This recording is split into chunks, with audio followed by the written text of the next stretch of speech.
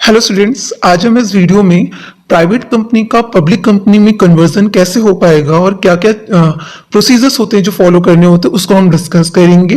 तो देखिए, companies act में ये बात बोली गई है कि एक रजिस्टर्ड कंपनी दूसरी किसी कंपनीज में मतलब दूसरी क्लास ऑफ कंपनी में अगर वो अपने आप को कन्वर्ट करना चाहे तो ऐसा वो कर सकती है।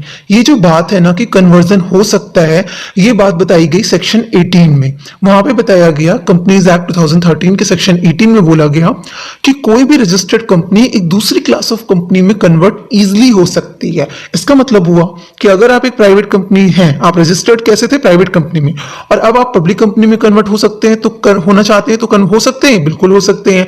अगर आप प्राइवेट कंपनी थे, आप ओपीसी में 1% कंपनी में कन्वर्ट होना चाहते हैं तो बिल्कुल हो सकते हैं, या वाइस वर्सा, मतलब पब्लिक प्राइवेट में भी हो सकती है, ओपीसी भी आपकी प्राइवेट या पब्लिक में हो सकती है। तो ये जो कन्वर्जन है एक क्लास से दूसरे क्लास में, ये पॉसिबल है अकॉर्डिंग टू सेक्शन 18।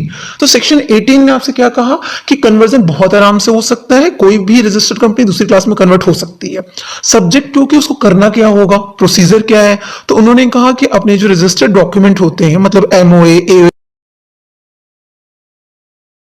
चेंज कर लीजिए, राइट। उसके अलावा आप क्या कर लीजिए, एप्लीकेशन दे दीजिए अपने आरओसी में, आरओसी को अप्लाई कर दीजिए कि आपको जो है चेंज करना, कन्वर्जन करना है। उसके बाद आपको सब कुछ देखते हुए, चेक करते हुए, सारे प्रोसीजर्स को फॉलो करते हुए आरओसी आपको इनकॉर्पोरेशन का सर्टिफिकेट इशू कर देगी और आपका कन्वर्जन हो गया। लेकिन कन्वर्जन का ये बिल्कुल मतलब नहीं होगा कि अगर आप कन्वर्ट होने से पहले जो आप पे डेप्ट था या आपका कोई कॉन्ट्रैक्ट था, कोई एग्रीमेंट था, वो कन्वर्जन के बाद चेंज हो जाएगा। नहीं, बिल्कुल भी नहीं।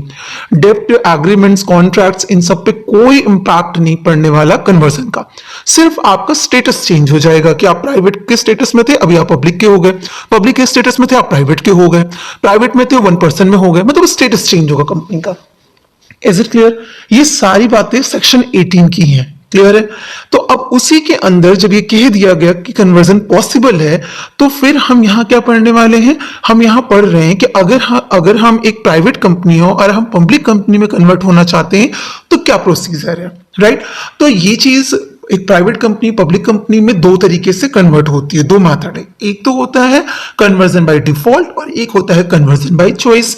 मतलब एक तो आपकी कुछ गलतियां ऐसी हो गई जिसकी वजह से आपका कन्वर्जन हो गया, आपको जो प्राइवेट कंपनी के उससे स्टेटस से आपको जो जो प्रिविलेजेस मिले हुए थे, उस प्रिविलेजेस में आपने कोई चीज डिफॉल्ट करी, कोई प्रॉब्लम आई जिसकी वजह से आपने उसको पूरा नहीं किया, जिसकी वजह से आपका कन्वर्जन हो गया। और दूसरा होता है कन्वर्जन बाय चॉइस। मतलब आप प्राइवेट कंपनी थे, आप सारी चीजों को, सारे नॉर्म्स के अकॉर्डिंग थे, लेकिन अब आप चाहते हैं कि आप एक पब्लिक कंपनी बन जाए। तो उसके लिए ऐसा नहीं कि नई कंपनी बनाना पड़ेगा, आपकी जो ऑलरेडी रजिस्टर्ड प्राइवेट कंपनी है ना, वो पब्लिक कंपनी में कन्वर्ट की जा सकती है। तो इसको बोलते हैं कन्वर्जन बाय चॉइस। और ये दोनों ही बातें, conversion by default, conversion by choice, ये जो प्राइवेट का पब्लिक में कन्वर्जन है, ये कहां डील किया गया? ये डील किया गया है सेक्शन 14 में। Is it clear? अब हम क्या करेंगे कि एक एक को समझते हैं कि कन्वर्जन बाय डिफॉल्ट क्या हो गया, कन्वर्जन बाय चॉइस क्या हो गया। तो जब हम बात करते हैं कन्वर्जन बाय डिफॉल्ट, तो ये अगेन किस सेक्शन के अंदर है? सेक्शन 14 के अंदर ही है। और बोला गया कि एक प्राइवेट कंपनी अगर डिफॉल्ट करती है, डिफॉल्ट मतलब उस चीज को पूरा नहीं कर पा रही है, डिफॉल्ट कर गई, कोई रूल था उसको फॉलो नहीं कर पाई, तो डिफॉल्ट कर गई in compliance with the statutory requirement as laid down in section 2 subsection 68। मतलब एक प्राइवेट कंपनी, जो रजिस्टर्ड प्राइवेट कंपनी है, वो फेल हो गई, डिफॉल्ट करी, वो फेल हो गई। किस चीज में फेल हो गई है?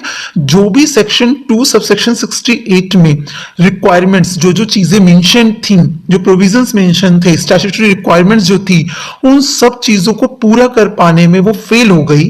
तो ऐसे सिनेरियो में वो प्राइवेट कंपनी किस में कन्वर्ट हो जाएगी? पब्लिक कंपनी में कन्वर्ट हो जाएगी। Is it clear? अब जब ये बोले सेक्शन 268 में दिए गए नॉर्म्स को या स्टैट्यूटरी रिक्वायरमेंट्स को पूरा नहीं कर पाई, तब जाके ये बाय डिफॉल्ट हो गया। अब ऐसे सिनेरियो में सेक्शन 2 सबसेक्शन 68 में बात क्या कही गई है? तो वहां पे अगर आपने पढ़ा हो इन चीजों को तो आपको पता हो कि सेक्शन 2 सबसेक्शन 68 प्राइवेट कंपनी की डेफिनेशन का सेक्शन है। वहां पे बताया गया है कि प्राइवेट कंपनी मतलब कौन सी कंपनी, वो क्या करेंगी, यही जो बात है वो कहां बताई गई? सेक्शन 2 सबसेक्शन 68 में। इसी तरह पब्लिक कंपनी कौन सी कंपनी होती है, ये बात कहां बताई गई? सेक्शन 2 सबसेक्शन 71 में बताई गई। तो जब कह रहे हैं कि प्राइवेट कंपनी होने के लिए आपके अंदर ये कैरेक्टरिस्टिक्स होनी चाहिए, अगर आपने उसी कैरेक्टरिस्टिक्स को पूरा नहीं किया, उस रिक्वायरमेंट को पूरा नहीं किया, तो आप क्या बन जाएंगे बाय डिफॉल्ट? आप बन जाएंगे पब्लिक कंपनी। तो यहां पे हम देख लेते हैं एक बार के लिए कि ये क्या क्या थे, कौन सी रिक्वायरमेंट्स थी। तो that is what, if it's membership exceeds 200।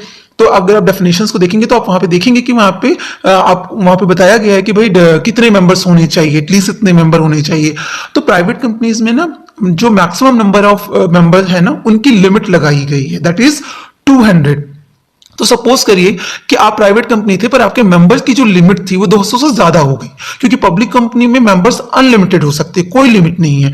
लेकिन प्राइवेट कंपनी में बोला गया कि मैक्सिमम नंबर कितने होने चाहिए? 200 ही होने चाहिए आपके मेंबर, मैक्सिमम नंबर है मेंबर्स की, इससे ज्यादा के मेंबर नहीं होने चाहिए। पर अगर आपने ये रूल जो 268 में लिखा था वो आप नहीं पूरा कर पाए, आप डिफॉल्ट कर गए और नंबर ऑफ मेंबर्स बढ़ गए, तो आप क्या हो गए? कन्वर्जन बाय डिफॉल्ट में आ जाते हैं।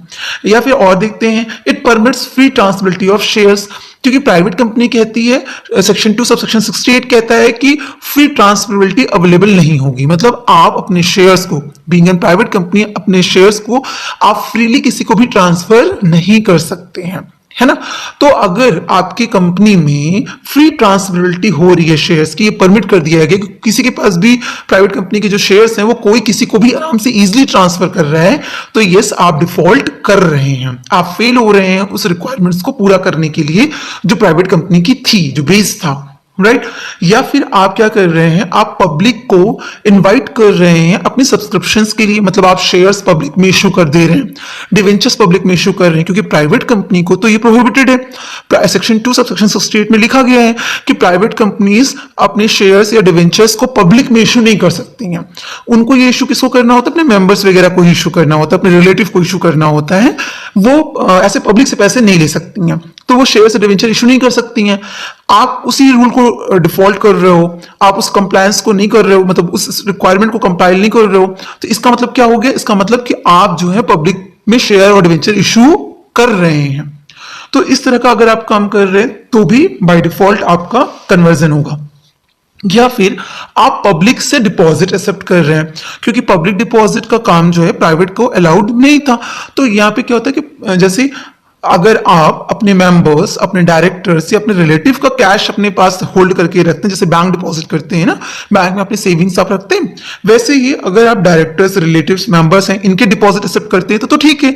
पर अगर आप इनके अलावा किसी के डिपॉजिट्स आप रिसीव कर रहे हैं, एक्सेप्ट कर रहे हैं, है ना, तो वो अलाउ नहीं है, उसी को बोलते हैं पब्लिक डिपॉजिट। तो पब्लिक डिपॉजिट भी अगर आप कर रहे हैं और उसके लिए इनवाइट कर रहे हैं कि आप हमारे यहाँ पैसे डिपॉजिट कर सकते हैं, तो फिर आपने 268 की बात नहीं मानी, सेक्शन 2 सब सेक्शन 68 की बात आपने नहीं मानी। Is it clear? So basically conversion by default कब होगा? जब सेक्शन 2 सबसेक्शन 68 में मेंशंस प्रोविजंस को कंपाइल ना किया गया हो, उसको आपने पूरा ना किया हो, आप डिफॉल्ट कर गए हो, तो आपको कन्वर्ट किया जाएगा by default, conversion by default हो जाएगा। Is it clear? अब हम बात करते हैं कन्वर्जन बाय चॉइस की। देखिए डिफॉल्ट का याद रखने के लिए सिंपल सी बात है, अगर आपने प्राइवेट कंपनी की डेफिनेशन पढ़ी है, उसके फीचर्स पढ़े कि क्या क्या आप कर सकते हैं, तो इसका मतलब अगर आपने वही काम नहीं किया, उससे एक्सीड कर दिया, जो चीज नहीं करनी थी आपने वो कर दी, जो जितनी करनी थी उससे ज्यादा कर दी, तो इसका मतलब आप डिफॉल्ट कर गए, और डिफॉल्ट कर गए तो कन्वर्जन बाय डिफॉल्ट आपका हो गया। अब बात करते हैं कन्वर्जन बाय चॉइस की, तो ये भी सेक्शन 14 के अंदर आता है। यहां पे क्या हो गया कि जो लोग हैं ना, वो खुद से चाहते हैं कि अब वो प्राइवेट से हट के पब्लिक बन जाए, तो इसके लिए उन्हें क्या करना होगा? इसके लिए उन्हें अपने जो आर्टिकल है, आर्टिकल ऑफ एसोसिएशंस, उनको क्या करना होगा? अल्टर करना होगा। Article of association, memorandum of associations, मतलब आपने ये जो डॉक्यूमेंट्स हैं इनको क्या कर देना होगा? अल्टर कर देना होगा, ठीक है, चेंज करना होगा उसमें। अब चेंज बाय नेम, तो स्पेशल रेजोल्यूशन पास करेंगे वो लोग, और उस स्पेशल रेजोल्यूशन के हिसाब से अपने नेम को भी वो चेंज करेंगे। क्लियर है? इसके अलावा ये क्या करेंगे? जो मिनिमम नंबर ऑफ मेंबर है ना, तो वो आपको इंक्रीज करना होगा, क्योंकि अब आप पब्लिक कंपनी बनना चाहते हो और बाय चॉइस बनना चाहते हैं, अपनी मर्जी से बनना चाहते हैं, तो आप अपने डॉक्यूमेंट्स को चेंज करिए, सारे रूल्स मानिए प्राइवेट पब्लिक कंपनी के। तो उसके हिसाब से भाई आपके यहाँ पे कम से कम 7 मेंबर होने चाहिए, है ना, मैक्सिमम की तो कोई लिमिट ही नहीं है, मिनिमम 7 मेंबर्स होने चाहिए। अगर आपके यहाँ 7 मेंबर्स नहीं थे तो अब आप 7 मेंबर्स की कैटेगरी को पूरा करिए, उन नंबर्स को इंक्रीज करिए, है ना। फिर इसके अलावा डायरेक्टर्स के नंबर को इंक्रीज करिए, क्योंकि ये भी रिक्वायरमेंट थी। कि आपके अगर आप पब्लिक कंपनी बनने जा रहे हो, अपनी मर्जी से बनने चाह रहे हो, तो पब्लिक कंपनी में जितने डायरेक्टर होने चाहिए एटलीस्ट उतने डायरेक्टर आपके पास होने चाहिए। तो जैसे कि पब्लिक कंपनी के लिए एटलीस्ट 3 डायरेक्टर्स होना मैंडेटरी है। तो ऐसे सिचुएशन में अगर आपके पास 3 डायरेक्टर नहीं है तो पहले आप डायरेक्टर्स अपॉइंट करके उनको इंक्रीज करें, उनके नंबर्स को बढ़ाइए, कम से कम 3 डायरेक्टर तो रखिए। फिर अपने सारे डॉक्यूमेंट्स को लेके आप कहां सबमिट कर दीजिए, आरओसी में, है ना। आरओसी में जब आप सबमिट कर देंगे, वहां पे फाइलिंग ऑफ डॉक्यूमेंट्स जैसे कहते हैं, आरओसी में कर देंगे, तो इसका मतलब क्या हो गया कि वहां पे आपने जो कुछ भी किया था कि हम अपना चेंज करना चाहते हैं, हमने अपने डॉक्यूमेंट्स को अल्टर कर लिया, हमने बाकी क्राइटेरिया को फुलफिल कर लिया, ये सारी इंफॉर्मेशन आप किसको दे रहे हैं, आप दे रहे हैं आरओसी को 30 दिनों के अंदर। जिस दिन आपका रेजोल्यूशन पास हुआ उसके 30 दिनों के अंदर आपको सारे डॉक्यूमेंट उठा के आरओसी को देने पड़ेंगे। तो अल्टर्ड एओए और एमओए की कॉपी आपको देनी पड़ेगी, जो स्पेशल रेजोल्यूशन पास हुआ उसकी कॉपी उठा के देनी पड़ेगी, और आपका जो प्रोस्पेक्टस या statement in lieu of prospectus, क्योंकि पहले तो आप पब्लिक को इन्वाइट नहीं कर सकते थे, तो अभी तो चेंज करना पड़ेगा आपको, प्रोस्पेक्टस में भी चेंज आएगा। तो प्रोस्पेक्टस या statement in lieu of prospectus जो दोनों में है वो आप जाके वहां पे सबमिट कर देंगे। इन्हीं डॉक्यूमेंट्स को कह रहे हैं कि आप आरओसी में फाइल करिए, ये सारी चीजें वहां पे फाइल हो जानी चाहिए जिस दिन आपने एसआर पास किया उसके 30 दिनों के अंदर, राइट। और जब आप ये कर लेते हैं तब क्या होता है, तो जैसे उसको देख लेती है आरओसी, समझ जाती है, तो वो आपको सर्टिफिकेट इश्यू कर देती है, फ्रेश सर्टिफिकेट, कि हाँ भाई अब जो है आपकी कंपनी इस नाम से रजिस्टर हो गई और अब उसकी कैपेसिटी प्राइवेट की नहीं पब्लिक की हो गई। तो इनकॉर्पोरेशन सर्टिफिकेट आरओसी के थ्रू आपको इश्यू कर दिया जाएगा, और जो भी चेंजेस हैं वो सारे के सारे आपको अपने उस पर एप्लीकेबल कर लेने होंगे। लाइक नेम चेंज हो गया तो अब वो आपके लेटर हेड पे, आपके बिल पे, आपके इनवॉइसेस पे, आपके सील में, हर जगह एमओए, हर जगह जो आपकी कंपनी का नाम है और जो चीजें हैं वो चेंज हो जानी है, ठीक है। और इसके अलावा एक इंपॉर्टेंट बात यहां पे ध्यान देने वाली ये है कि आखिर कन्वर्जन कब से मानेंगे, मतलब प्राइवेट से हम पब्लिक अगर बनना चाह रहे हैं तो हम पब्लिक की कैपेसिटी में किस दिन आ जाएंगे, जिस दिन हमें सर्टिफिकेट मिलेगा? नहीं, जिस दिन हमने अपना स्पेशल रेजोल्यूशन पास कर लिया ना, उस दिन हम क्या हो गए, पब्लिक कंपनी की कैपेसिटी में आ गए। तो date of passing the special resolution will the company become a public company. Clear है? तो वो डेट इंपॉर्टेंट है, ना कि सर्टिफिकेट की डेट इंपॉर्टेंट है। हाँ, तो सर्टिफिकेट की डेट क्यों इंपॉर्टेंट है? तो जो आपका इनकॉर्पोरेशन का आपको फ्रेश सर्टिफिकेट मिलेगा ना, वो सर्टिफिकेट में आपका नेम चेंज रहेगा, जो प्राइवेट वर्ड है ना, आपकी कंपनी में पहले प्राइवेट लिमिटेड होना चाहिए था, तो वो प्राइवेट वर्ड वहां पर डिलीट हो जाएगा। क्लियर है? तो ये सब हमारा क्या हो जाता है, इसको हम बोलते हैं कि प्राइवेट कंपनी से पब्लिक कंपनी में कन्वर्जन।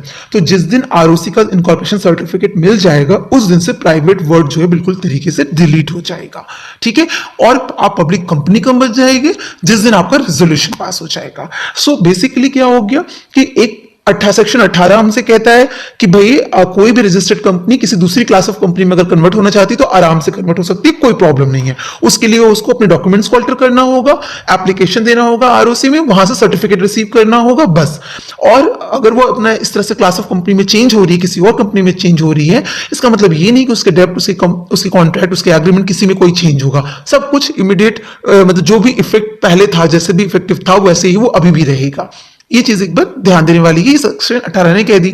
तो अब कन्वर्जन कैसे होगी? सेक्शन 14 के हिसाब से वो डिफॉल्ट या चॉइस।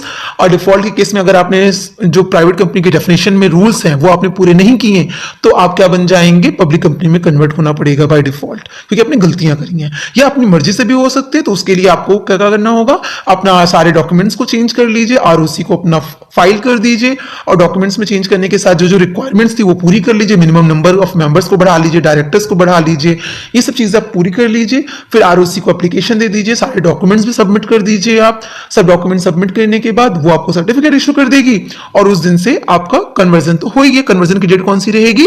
जिस दिन आपने स्पेशल रेजोल्यूशन पास किया था। हाँ, और उसके बाद सारी चेंजेस को अपने लेटर हेड, अपने बिल्स और इनवॉइसेस अपनी जगह पे एप्लीकेबल कर दीजिए।